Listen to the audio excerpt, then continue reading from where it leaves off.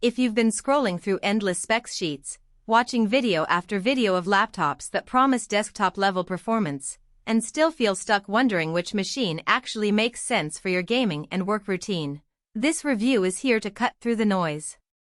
I've spent the last couple of weeks actually running a few titles on the ASUS ROG Strix G16, swapping between coding sessions and a couple of late-night Twitch streams, and I'm going to tell you exactly where it shines and where it falls short. Link is in the description if you want to check the product details on Amazon. First off, let's talk about the core dilemma most people face. You want a laptop that can handle the newest AAA games at respectable frame rates. You also need enough RAM and storage to keep your development tools or video editing software humming. But you don't want to drop a small fortune on a machine that will still feel like a gaming laptop in the worst ways: noisy fans, short battery life, or a screen that looks fine on paper but feels cramped in practice. The Strix G16 tries to sit right in the middle of that sweet spot, and whether it lands there depends a lot on how you intend to use it. The heart of this machine is the 13th Gen Intel i9-13980HX. In day-to-day terms, that means you can compile a large Unity project in half the time you'd spend on a typical i7-12700H, and you'll see virtually no lag when you have a dozen Chrome tabs, Photoshop, and a Discord voice chat open together. When you fire up a game like Cyberpunk 2077 on high settings, the CPU isn't the bottleneck. The RTX 4060 takes the lead. In my testing, the 4060 kept the frame count steady around 6070 frames per second at the laptop's native 1920x1200 resolution with the 165Hz panel.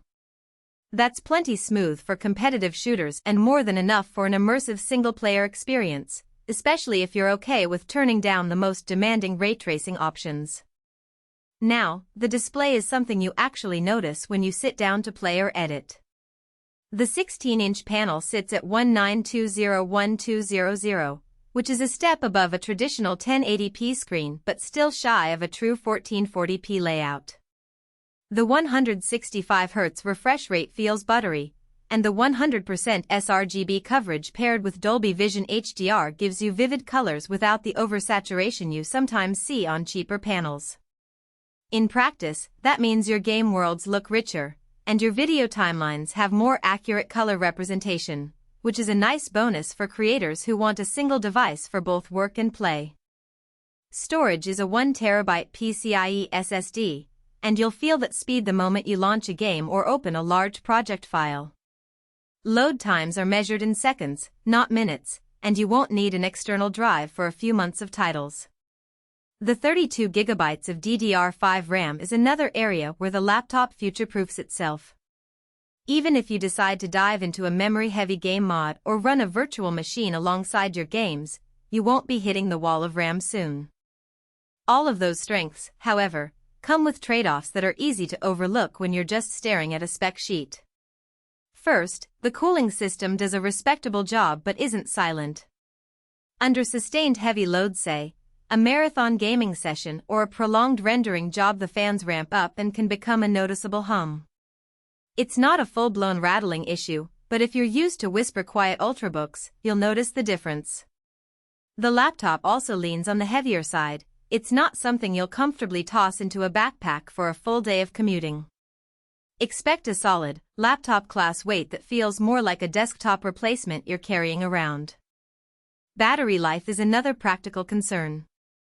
With the i9 chip and a mid-range GPU, you'll get roughly 3 to 4 hours of mixed usage before you need to plug back in.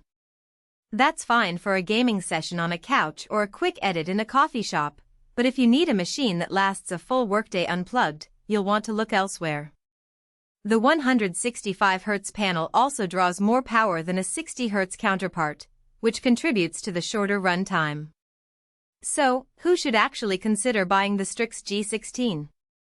If you're a serious gamer who wants to play the latest titles at high settings without dropping to low-resolution compromises, and you also need a machine that can handle demanding creative software,